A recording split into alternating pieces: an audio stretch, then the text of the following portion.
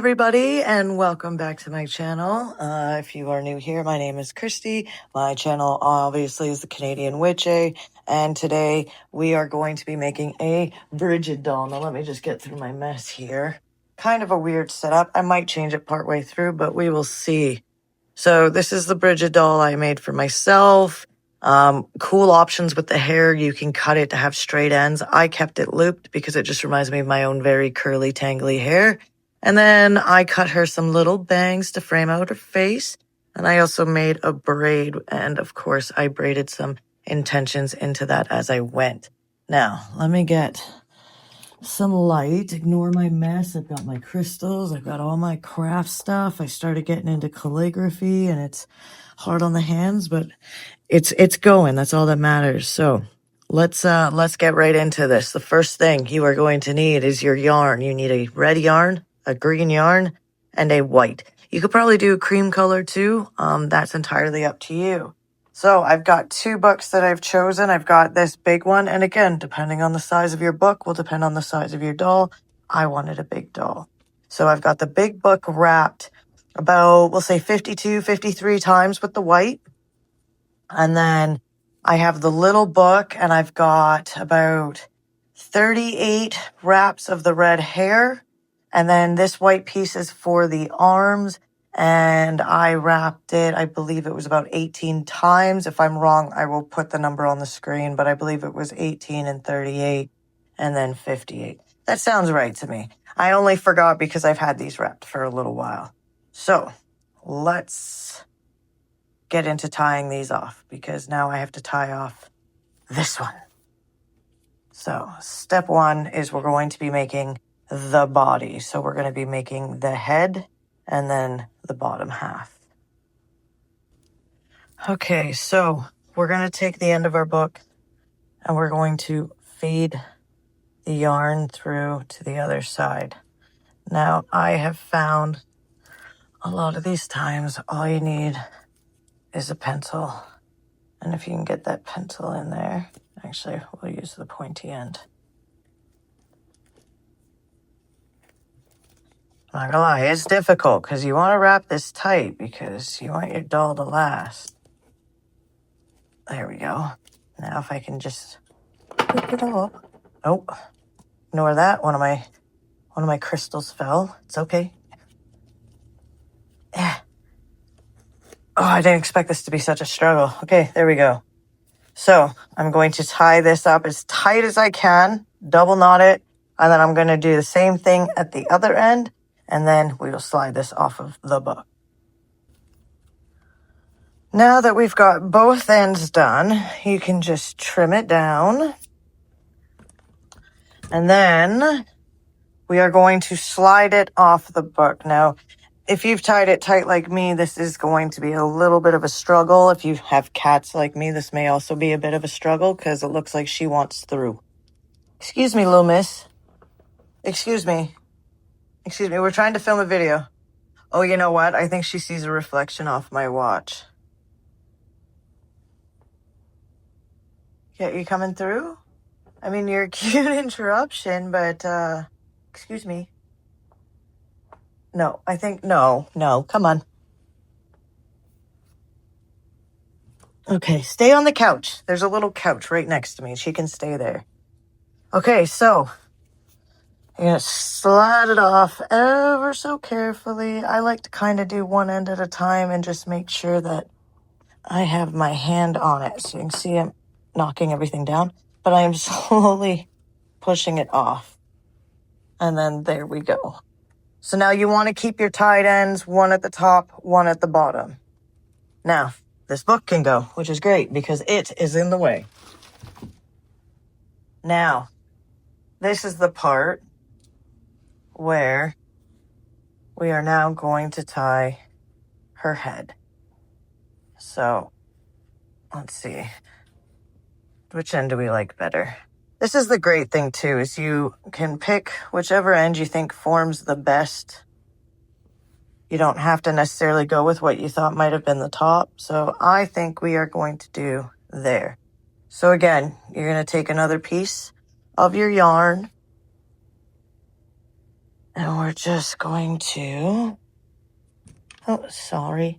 Didn't mean to bump you guys. We're just going to tie it around. Just a simple, just like that. So I have one to compare it to, but you can always sit there, look at it, hold it up, think about the size of the head, the arms coming through, and you can adjust accordingly. Now, sometimes I'll just leave these and trim them later, and sometimes I cut right away. So this one, we are going to leave for a minute because next we're going to do her arms. So these ones are the arms. Now, I cut both ends, but I don't think it's necessary because you can see I have the fluffy fingers, which I really like. But we are going to try to just, we're going to just try to braid it as loops. Oh my goodness, that scared me. I don't know if I jumped, like my hands jumped, but my body jumped. So again, same thing with this one. Now, let me get a ruler. Okay, so we're going to say this is about 8.5. So I got to get my Brigid out of the way. Well, maybe a little bit more, but that's okay. We're just trying to do it. So it's going to be right about here. And then we're going to go figure out what my dog's barking. Okay.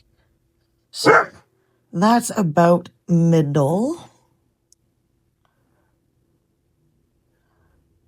At least I will accept it as middle.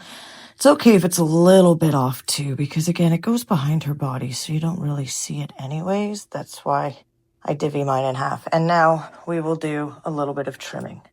We will cut this down, and we will cut this down, and we will cut both of these neck pieces down too, because why not? We're doing it. Okay, so now you just have to braid. If you don't know how to braid, you'll have to look up a tutorial because I am not going to get into explaining that. Just divvy into 3 and braid away. Now that we have our arms braided, put that in our little waist pile. So here we go. These are how my little arms have turned out.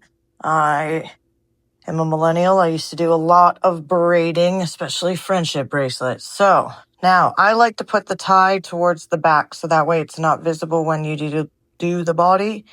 This is probably the only time that I do that. And to split this in half, go from the bottom up. Bottom up. Okay. In go Brigid's arms. Beautiful. Absolutely beautiful.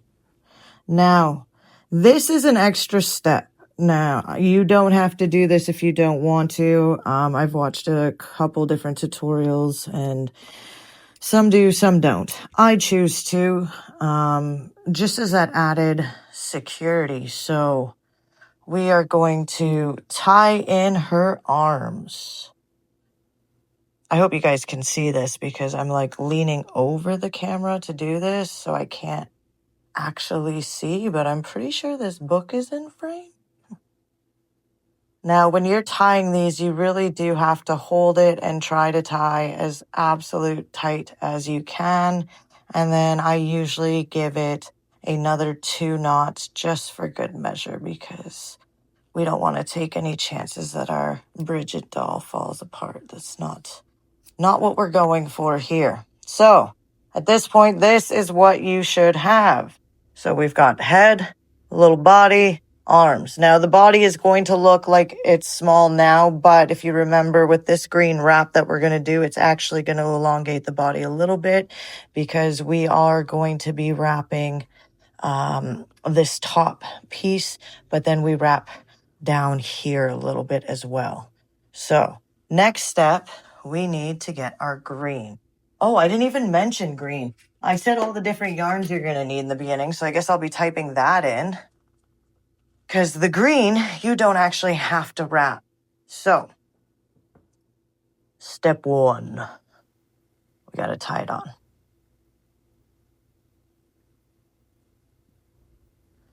So this is why, again, this white cord I did isn't necessary, is because you are technically going to be tying this one on. But again, it's like an added layer of security. At least if something happens with the green, that she's not just going to fall apart from the waist down. So I don't mind.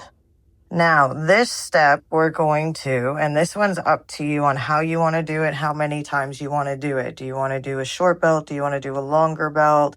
How many crisscrosses? You can see there's the spaces between mine, but do you want a bigger space at the bottom where mine doesn't? This is where, again, you can personalize your own Brigid doll so many different ways, between the hair, the fingers, maybe even how you braid. And then the base, you could always keep it tied together, or again, you can cut it. So we're going to go around the waist once, and then I'm going to cross around her back. And then when I come back around the waist again, from the back side, I'm going to come around and go over her shoulder. Oh, sorry, my arm's in the way. So over the shoulder, across, and then back. Now, you always want to do one complete circle after you get your first X, because it just helps to solidify it. And then you can just turn your doll around as you go so you can see where you would like your strings to go, and then back around. And you just continue as many or as little times as you want. If that's where you want to stop, is right there, then you can stop there. I'm going to keep going because I want it a bit thicker. But again, this is up to you on how many times you want to do it. This is all aesthetic for you. What do you like? I'm going to keep going.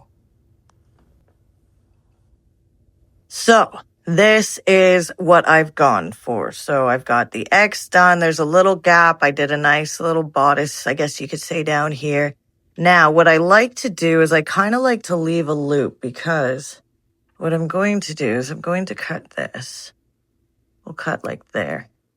And I'm going to loop it through here. So this is going to be our tie-off point back here. And this is hidden by the hair. So don't worry about whether or not you have a knot back here. Just get a nice loop going and get in there and get that knot done. Just like I am going to do right now, except for I need to get it back here because it kind of went to the front. So here we go. Let's get this knot going. Just like that. And I like to double knot everything, so we're going to feed that through. Got it. And another knot. So we do not want her bodice coming off. Again, tie it how you want to tie it. I apologize if you cannot see fully, but a knot is a knot. There's nothing I can tell you to do differently. So we are going to, let's just adjust. So we're just moving around the X. So there we go. There's her dress, I guess you could say. Now, final. It's going to be the hair. So you're going to want to take a piece of your red. Mine's all undone over here with my wood burning kit. You're going to want to take a piece of red and do just like we did before. But this one, you might want to make sure it's kind of a long piece, just because we need to feed it through the top of her head. Oh, of course, it fell. We're gonna try to get you through with the pencil. Get in. So another trick too is if you can get this fed a certain way, oh, as I slip, and then pull the string over, sometimes you can luck out and ta-da, find your string on the other side. So I used the wrong book for this. I should have used a hardcover book and I didn't. So that's on me. That's on me.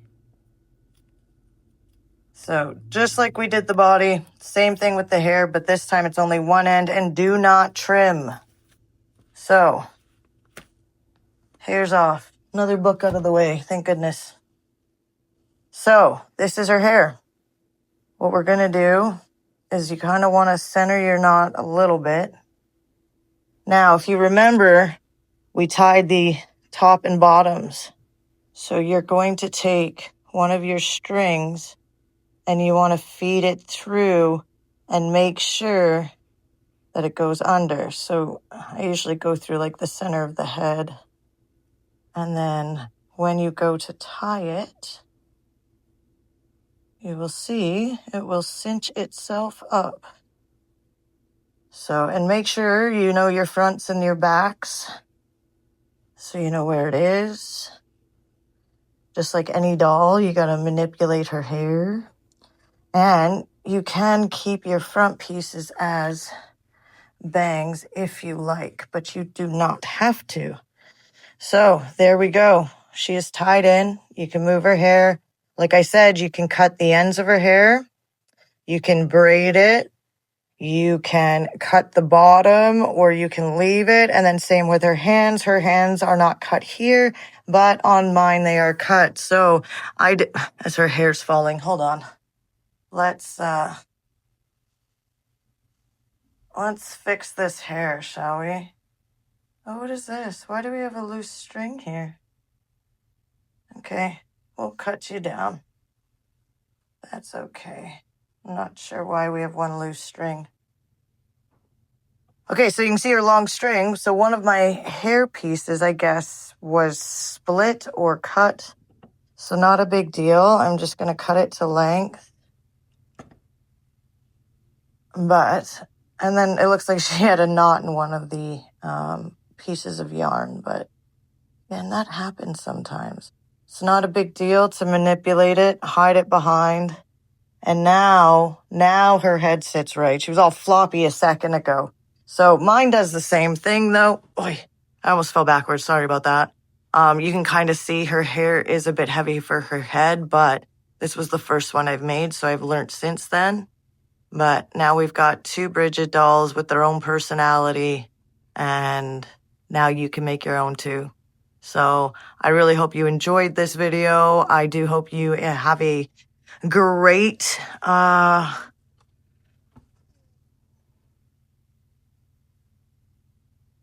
do I not know the holiday? Why is my brain broken right now? I can't believe I actually had to stop to look to see what holiday was coming up. That's just how busy I've been today. I hope you make your own Brigid doll. Maybe make some for your friends if they're interested. And have a great Imbolc, everybody. Stay magical.